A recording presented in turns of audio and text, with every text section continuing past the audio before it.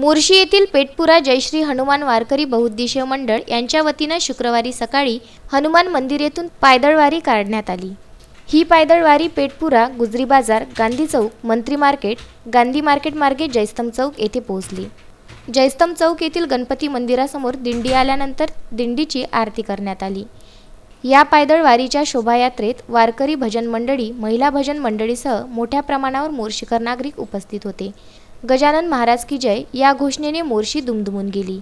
ही पायदळवारी शेवटी शेगाव येथे पोहोचणार आहे।